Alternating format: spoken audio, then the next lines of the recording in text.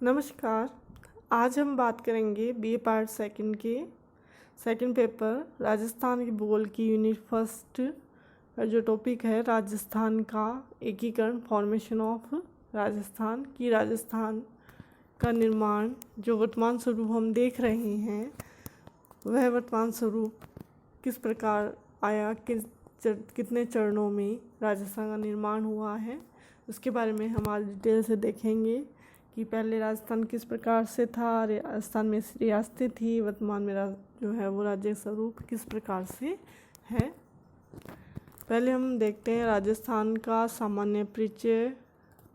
राजस्थानी भौगोलिक स्थिति किस प्रकार की है, राज्य का जो धरातलीय विस्तार है, अक्षांशीय विस्तार है, देशांतरीय विस्तार है, उसके बारे में बात करते हैं हम। ये क्वेश्चन जो है वो राजस्थान जीके के हिसाब से बहुत इम्पोर्टेंट है। लगभग सभी जो एग्ज़ाम हैं इसमें ये पूछे जाते हैं। इनके बारे में पहले बात कर लेते हैं। एक सामान्य परिचय राजस्थान का। राजस्थान भारत की उत्तर पश्चिमी दिशा में स्थित है, जिसका कुल क्षेत्रफल 3,42,239 वर्ग किलोमीटर है, जो कि भारत के कुल क्षेत्रफल का 10.41% है। राजस्थान देश का सबसे बड़ा राज्य है, जो कि 1 नवंबर 2000 को मध्य प्रदेश से छत्तीसगढ़ अलग होने के बाद सबसे बड़ा राज्य बना। प्रारंभ में राजस्थान सबसे बड़ा राज्य नहीं था, बल्कि मध्य प्रदेश था। जब 2000 में मध्य प्रदेश से छत्तीसगढ़ को अलग राज्य बना दिया गया, तो राजस्थान जो है क्षेत्रफल की दृष्टि से भारत का सबसे बड़ा राज्य बन गया। वर्तमान में क्षेत्रफल की दृष्टि से भारत का सबसे बड़ा राज्य राजस्थान है। राजस्थान की आकृति विषम कोणीय चतुर्भुजाकार है, यानी कि पतंग की आकृति है, पतंग जैसी आकृति है। राजस्थान का अक्षांशीय विस्तार 23 डिग्री 3 मिनट से 30 डिग्री 12 मिनट प्रति अक्षांश था। देशांतरीय विस्तार जो है वो है 69 डिग्री 30 मिनट से 78 डिग्री 17 मिनट पूर्वी देशांतर है। गोलार्ध में अक्षांशीय विस्तार के आधार पर हम देख सकते हैं राजस्थान जो है वो उत्तरी गोलार्ध में है, वो देशांतरीय दृष्टि से राजस्थान पूर्वी गोलार्ध में है। ये जो क्वेश्चन है कॉम्पिटिटिव एग्जाम में पूछे जाते हैं, जैसे राजस्थान की आकृति है वो किस प्रकार की है, तो आप उसका आंसर देंगे विषम कोणीय चतुर्भुजाकार। और भारत का सबसे बड़ा राज्य कौन सा है क्षेत्रफल की दृष्टि से, तो उसका आंसर होगा राजस्थान। या भारत का जो राजस्थान है, भारत का कितना प्रतिशत जो क्षेत्रफल है वो कवर करता है, वो उसका आंसर क्या है 10.41%। अब हम बात करते हैं राजस्थान की सीमाओं के बारे में। राजस्थान की कुल स्थलीय सीमा जो है वो 5,920 किलोमीटर है, जिसमें 1,017 किलोमीटर अंतर्राष्ट्रीय सीमा है तथा 4,850 किलोमीटर अंतर्राज्यीय सीमा है। स्थलीय सीमा राज्य की जो है जलीय सीमा नहीं है, क्योंकि राज्य कोई जलीय भाग नहीं लगता है। तो राज्य की जो संपूर्ण जो सीमा है वो किस प्रकार की है, स्थलीय सीमा है। और इसमें 1,017 किलोमीटर अंतर्राष्ट्रीय सीमा है। अंतर्राष्ट्रीय सीमा से तात्पर्य ये होता है कि राज्य की किसी अन्य देश के साथ सीमा लगती है, उसे कहते हैं अंतर्राष्ट्रीय सीमा। और किसी अन्य जो पड़ोसी जो राज्यों से जो सीमा लग रही है उसे कहते हैं अंतर्राज्यीय सीमा। तो कुल जो स्थलीय सीमा जो कि 5,920 किलोमीटर है, उसमें से 1,017 किलोमीटर जो सीमा है वो अंतर्राष्ट्रीय है, तो 4,850 किलोमीटर जो सीमा है वो अंतर्राज्यीय है। राज्य की सीमा पाकिस्तान से लगती है। राज्य की 4 जिले जैसलमेर, बाड़मेर, बीकानेर और गंगानगर की अंतर्राष्ट्रीय सीमा लगती है। तो राज्य की कौन से देश के साथ अंतर्राष्ट्रीय सीमा है, पाकिस्तान के साथ लगती है।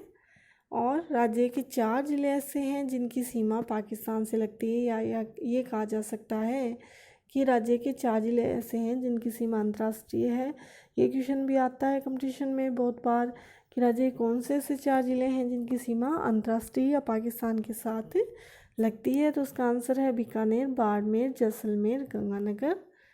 राज्य की 5 राज्यों के साथ अंतर्राज्यीय सीमा लगती है, पंजाब, हरियाणा, गुजरात, उत्तर प्रदेश और मध्य प्रदेश। अब ये भी क्वेश्चन पूछा जाता है कि राज्य कितने राज्यों के साथ अंतर्राज्यीय सीमा है, तो उसका आंसर होगा 5 राज्य। कौन से हैं वो 5 राज्य, पंजाब, हरियाणा, उत्तर प्रदेश, मध्य प्रदेश और गुजरात। पाकिस्तान से लगी अंतर्राष्ट्रीय सीमा रेखा को रेड क्लिफ रेखा कहते हैं। राजस्थान की या हम कहें भारत की जो सीमा पाकिस्तान के साथ जो अंतर्राष्ट्रीय सीमा है उसको किस नाम से जाना जाता है? रेड क्लिफ रेखा या रेड क्लिफ लाइन के नाम से जाना जाता है। राजस्थान का उत्तर से दक्षिण विस्तार 826 किलोमीटर है तथा पूर्व से पश्चिम विस्तार 869 किलोमीटर है। राजस्थान की जो लंबाई जो है वो कितनी हुई? 826 किलोमीटर। और राजस्थान की चौड़ाई कितनी हुई? 869 किलोमीटर। तो इससे कह सकते हैं कि राजस्थान जो है वो लंबा कम है या जो चौड़ा है जो वो अधिक है। राज्य के पश्चिम में थार मरुस्थल स्थित है जो राज्य के लगभग 60% भाग पर फैला हुआ है। राज्य का जो पश्चिमी भाग है वो डेजर्ट या मरुस्थलीय रूप में है जिसे थार मरुस्थल के रूप में जाना जाता है। और भारत का जो थार मरुस्थल का काफ़ी जो क्षेत्र है वो राजस्थान में ही स्थित है और लगभग राज्य का आधे से अधिक भाग है वो डेजर्ट कवर करता है। राज्य का सबसे उत्तरी भाग जो कोणा गांव है जो कि गंगानगर में है तथा सबसे दक्षिणी भाग जो है वो बोरकुंड गांव जो कि बांसवाड़ा में है। तो राज्य का सुदूर पूर्व में जो है सिलाना गांव है जो धौलपुर में है और सबसे पश्चिम में है कटरा गांव जो कि जैसलमेर में है।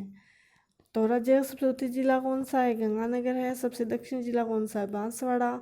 सबसे पूर्वी जिला कौन सा है? धौलपुर। और सबसे पश्चिमी जिला कौन सा है? जैसलमेर। कर्क रेखा राज्य के दक्षिण से गुजरती है। कर्क रेखा भारत को 2 भागों में विभाजित करती है तथा राज्य के दक्षिण भाग से गुजरती है। कर्क रेखा जिसका जो अक्षांश जो है वो कितना है? 23 डिग्री 30 मिनट राज्य के दक्षिण जिलों बांसवाड़ा व डूंगरपुर से गुजरती है। ये बीजीके का क्वेश्चन बनता है कि राज्य के कौन से ऐसे जिले हैं जिनसे होकर कर्क रेखा गुजरती है? तो इसका आंसर होगा डूंगरपुर और बांसवाड़ा। ये राजस्थान का विस्तार जो है वो मैप से दिखाया गया तो इसमें आप देखें कि राज्य की लंबाई 826 किलोमीटर है और चौड़ाई 869 किलोमीटर है। तो राज्य को हम देखने से ही पता चल रहा है कि राज्य लंबा होने की तुलना में चौड़ा अधिक है। आकार देखें तो इसका विषम कोणीय चतुर्भुज या पतंग आकार दिखाई दे रहा है हमें।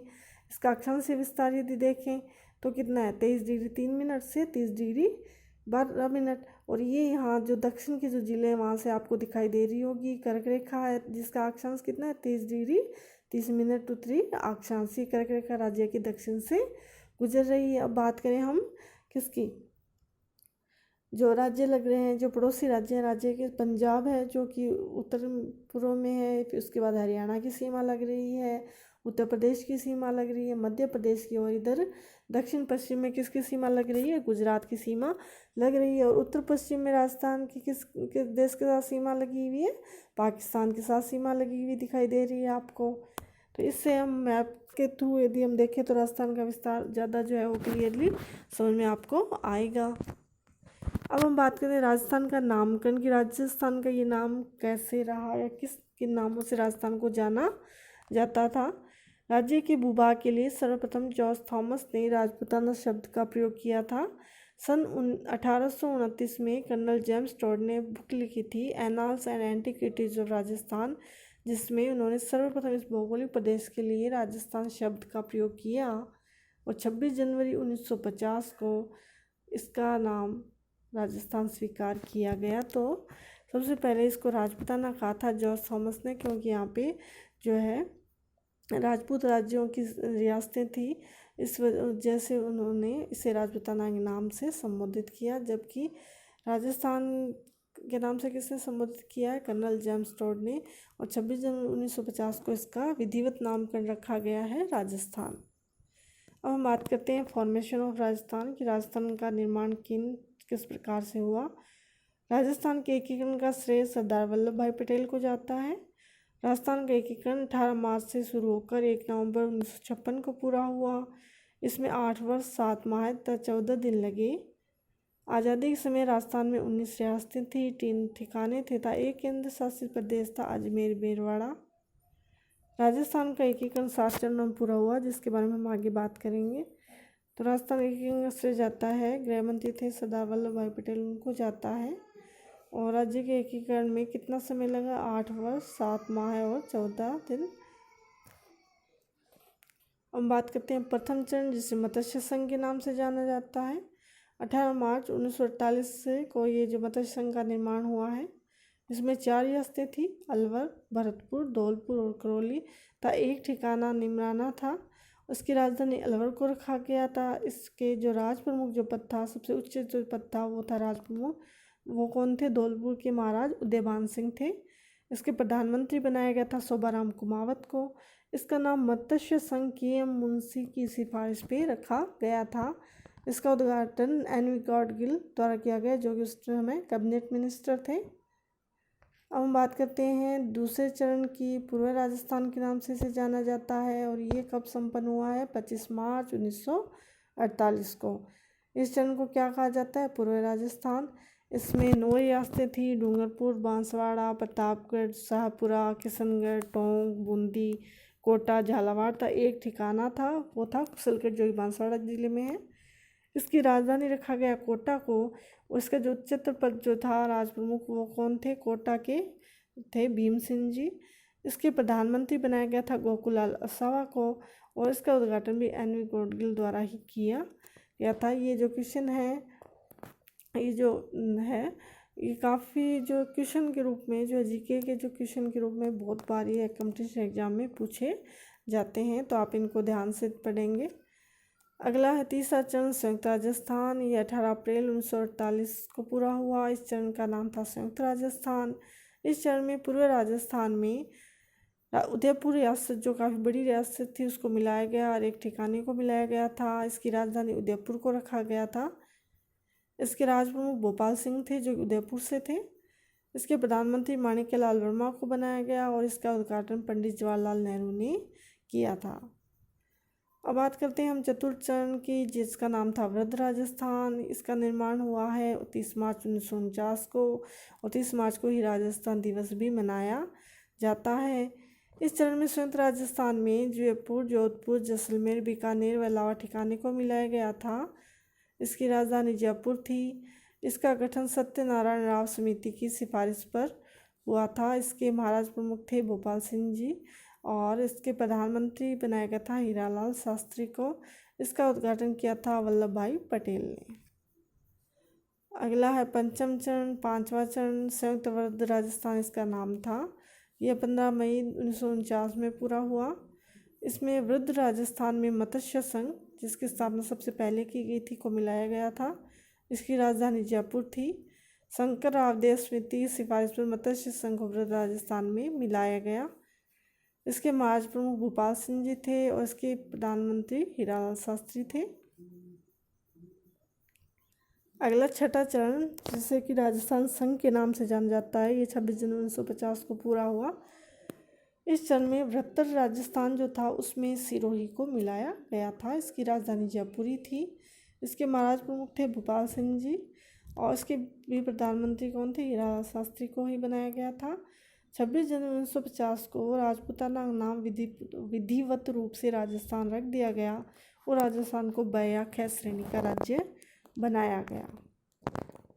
अगला जो चरण है वह है 7वां चरण, यानी कि वर्तमान राजस्थान, जो राजस्थान का एकीकरण संपन्न हुआ और वर्तमान स्वरूप में राजस्थान आया। इसका गठन 1 नवंबर 1956 को हुआ। इस चरण में राजस्थान संघ में आबू देलवाड़ा, अजमेर मेरवाड़ा जो केंद्र शासित प्रदेश था, और सुनेल टप्पा क्षेत्र को मिलाया गया, जो कि मध्य प्रदेश से मिलाया गया था, और जो सिरोंज क्षेत्र था उसको मध्य प्रदेश में मिला दिया गया। इसका गठन राज्य पुनर्गठन आयोग की सिफारिश पर हुआ था, जिसके अध्यक्ष थे फजल अली। इस चरण में राज प्रमुख की व्यवस्था को समाप्त कर दिया गया। उसके स्थान पर कौन सा नया पद बनाया गया था? राज्यपाल का पद सृजित किया गया और राज्य के प्रथम राज्यपाल थे गुरुमुख निहाल सिंह जी। ये भी जीके का बहुत अच्छा क्वेश्चन बनता है कि राज्य के प्रथम राज्यपाल कौन थे? गुरुमुख निहाल सिंह जी।